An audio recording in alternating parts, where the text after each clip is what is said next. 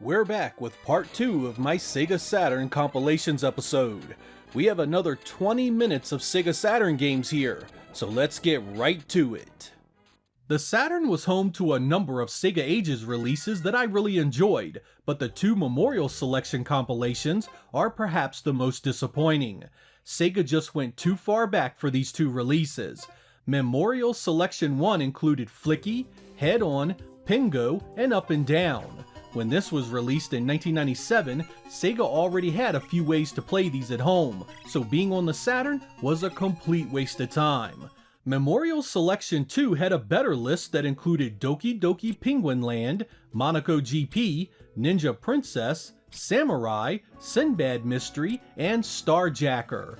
There are a few interesting games on this one, with Ninja Princess being the standout that makes the disc worth owning all by itself. But there is no question that these two entries into the Sega Ages line were wasted opportunities. This should have been a single release with all of these games included, and even then, it should have been at a budget price. What's worse, it took time and resources away from better options. Where the hell was Outrunners and Rail Chase? Why would Sega go back this far when so many other games never had any form of home port before? I don't know, man. There were so many games in their back catalog deserving of attention. I really didn't need to see these ancient releases again.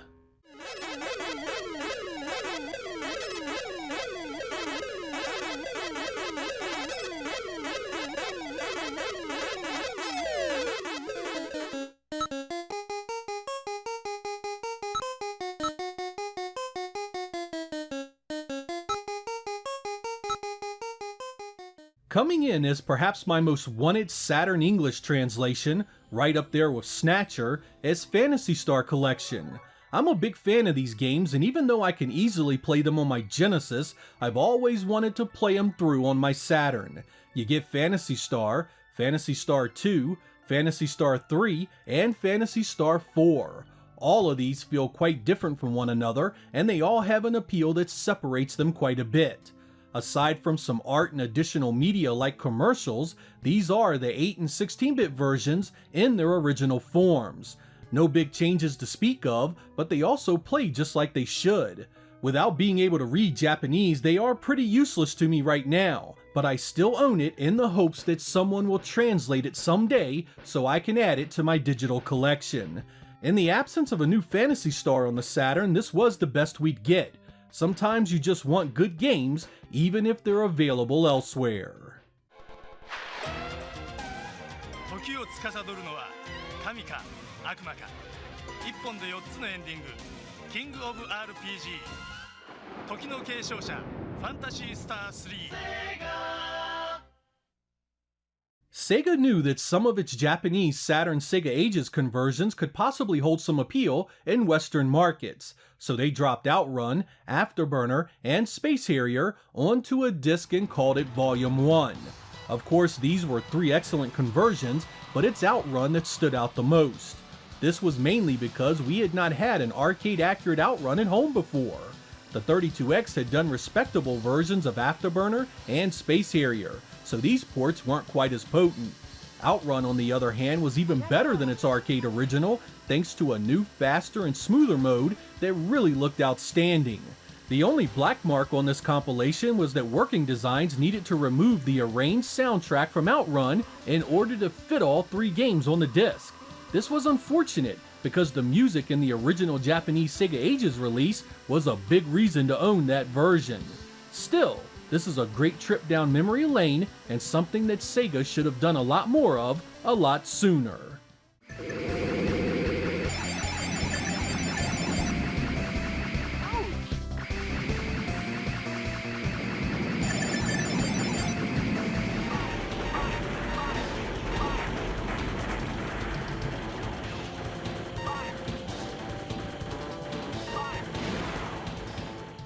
While Sega failed miserably getting a dedicated mainline Sonic on the Saturn, they did have the sense to bring the Genesis games to the platform. Of course, they didn't show up until 1997, nearly 3 years too late for it to matter. This is a compilation of Sonic, Sonic 2, Sonic 3, and Sonic & Knuckles. These titles keep their lock-on technology where applicable and had additional features like new difficulty levels and adding the spin dash to the first game. These were not done via emulation and were full ports running on the Saturn from the ground up. You can feel the small differences in how it plays and sounds, but overall they are still very good games and still very much worth the play. Of course, the real star of this compilation was Sonic World, a 3D content viewer that allowed you to run around a level and choose various extra content like art and movies from the Sonic universe. This was both a pleasure and one hell of a bitter pill to swallow at the same time. It was cool because you got to see what a 3D Sonic may have looked and played like on the Saturn had the project been handled properly. The bad part was we never got that game and only have what is essentially a demo level showing you what could have been. It was the ultimate woulda coulda shoulda, and this compilation is a stark reminder of just how bad Sega messed up during the life of the Saturn.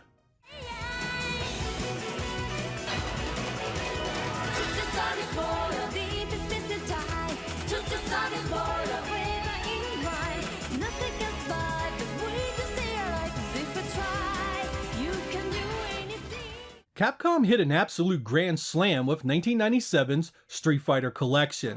This one had Super Street Fighter 2, Super Street Fighter 2 Turbo, and Street Fighter Alpha 2 Gold.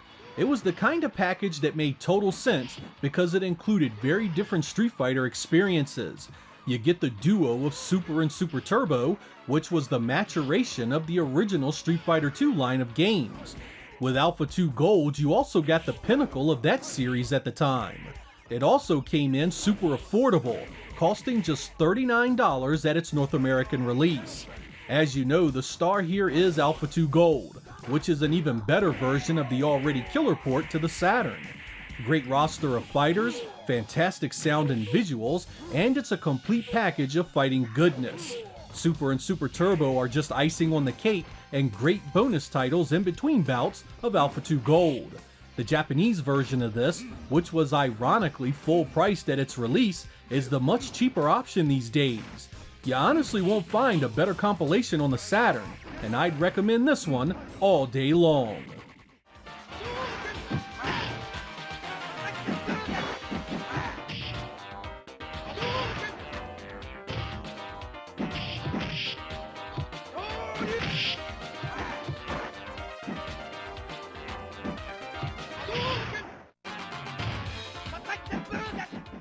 Titos Chase HQ Plus Special Criminal Investigation is a duo of superscalar type vehicle combat games that turned out pretty decent on Saturn. The control takes a bit of getting used to, but the visuals are nice and smooth. This came out in 1996, and while I can still enjoy it, it could have used a few more additions. Where was Super Chase, or maybe a few of the console-based spin-offs? The gameplay of these titles was fairly simple, and play sessions, once you got good, were pretty damn short. It really needed a few more diversions to merit its full price point. Today it's a curiosity you may want to mess around with via emulation or an ODE, but I can't say it's something you absolutely have to have.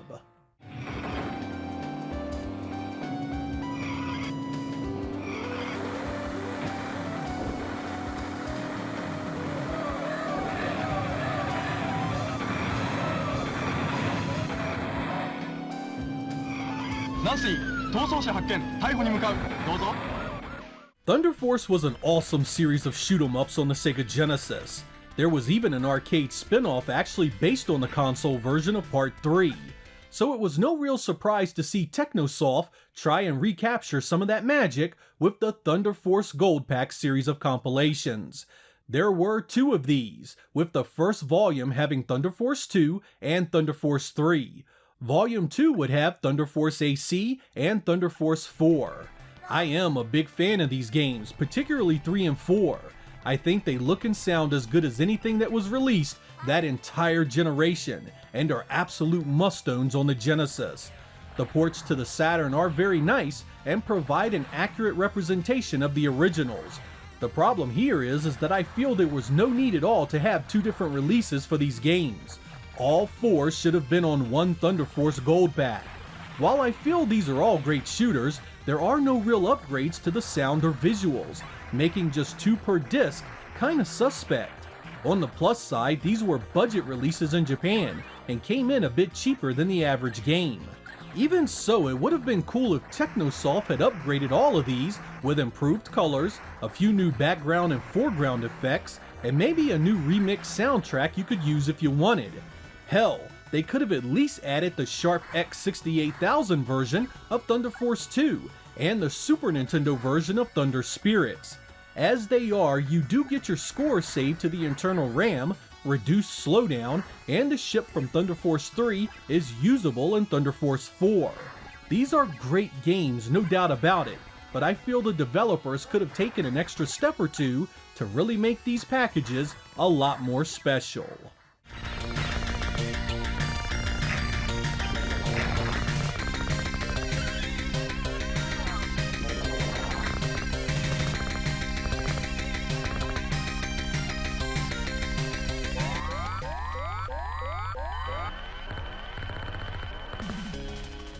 If you have watched my Sega CD videos, you know I love Road Avenger and Cobra Command. These full motion video games were just about the best that genre had to offer, and the arcade version showed up on the Saturn in one package. Called Thunderstorm and Road Blaster in Japan, these were originally Data East Laserdisc games. The quality of the video sees a massive upgrade here in both color and detail, giving you the feeling of a vastly superior product. And while I think these are very much worth playing, they have a few things different that lessen their impact. The music and sound effects are changed, and there are some visual differences that kinda impact the overall experience. Don't get me wrong, they're still a good time, I just prefer them on the Sega CD. I mean, Road Avenger just isn't the same without its iconic soundtrack.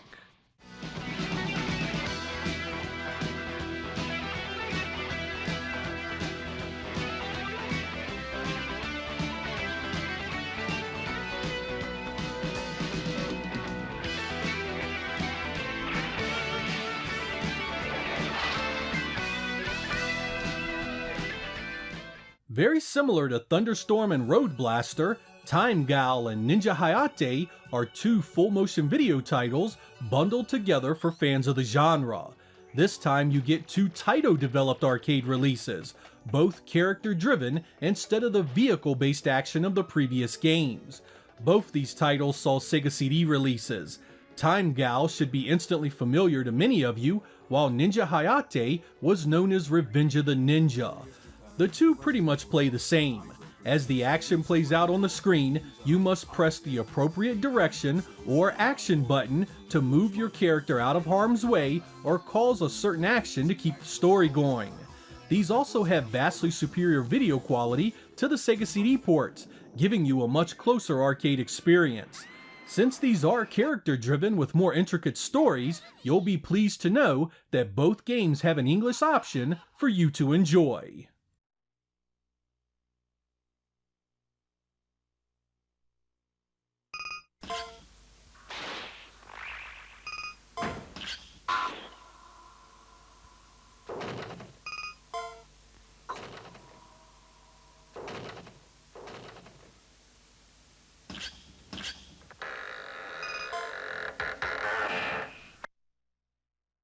Like the Atari collection we looked at earlier, the Midway Presents Arcade Greatest Hits disc had a number of old titles for you to mess with.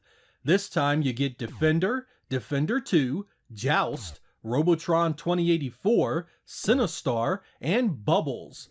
Most of these are classics that you'll either love or are completely indifferent to. The question of age comes up again, primarily because there were only 6 games in this compilation. I mean, at the retail price this thing had, you would expect a lot more. Taken on their own merits, the games hold up just fine, with a few of these being staples of early 80s gaming. Grab a friend and games like Joust are worth their weight in gold. But with so few games, you can get far better options elsewhere for Midway's classics.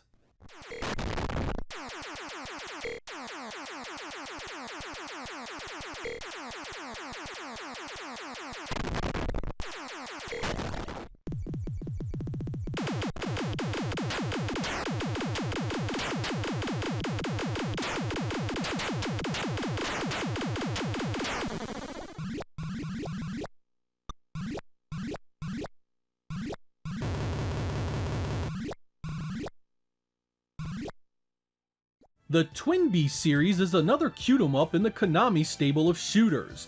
This set here is the final two games in the series, Detana Twin Bee and Twin Bee Yahoo. These colorful, vertically scrolling shoot-em-ups look and play great. Like Parodius, the humor in these games belies the challenge within. You think it's going to be a kid's game, but these can still give you a heck of a nasty fight. Shockingly, among Saturn games in this genre, this one tends to be really affordable today, often going for about $40 or so. I'd say that makes this disc well worth owning today, and I don't think any fan of the series will be disappointed with how they turned out. The only real negative is the heavy use of Japanese text and language, so there are times where you have no clue what the hell is happening.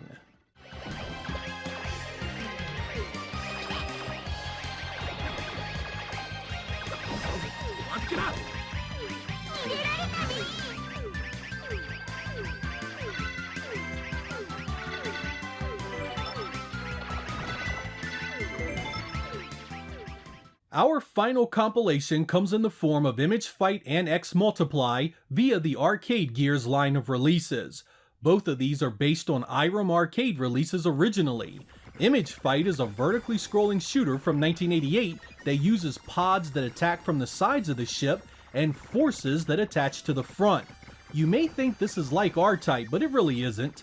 One shot destroys your force and you'll need to get another. The Saturn port here has some rendering side effects that make the backgrounds look kinda rough.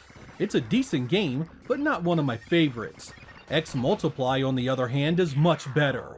It was released in 1989 and has better visuals and a rather unique story. An alien invasion is taking place, but these little dudes are microscopic, and so you must find and kill their queen inside the body of a human colonist.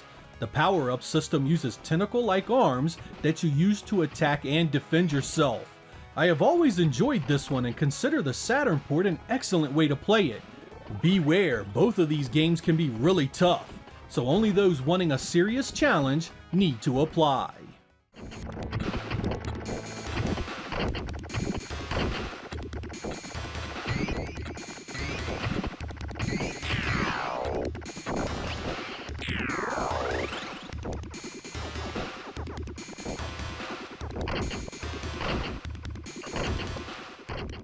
That does it for this episode on Sega Saturn Compilations. There are certainly a number of titles on this list worth looking into, and some offer up some serious value for what you're getting, even in today's crazy retro market.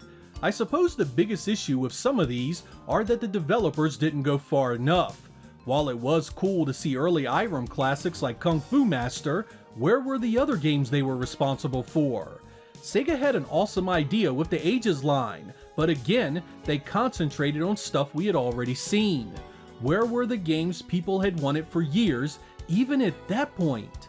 Even when a compilation had great games, like the Thunder Force Gold packs, just 2 games per disc was kinda crappy, particularly since none had any real upgrades to the presentation. For those of you curious, there were a few outliers that I didn't include because they didn't fit my exact description of a compilation. The Arcade Gears Wonder 3 was actually 3 games in one, but it always came that way, even in the original arcade version. Some games would come with 2 versions of the same game, like Hyper Duel, which featured the arcade original and a special Saturn version with upgraded assets. I didn't include these since they were never standalone releases themselves. I also left off some of the Japanese-only titles that had multiple games in one release, like Langrisser Dramatic Edition, which was the first 2 games, and Wizardry 6 and 7 Complete. Hopefully someday these games and many others will see English translations so we can add even more games to our Sega Saturn libraries. I'm Sega Lord X. Thank you guys for watching, and I will catch you next time.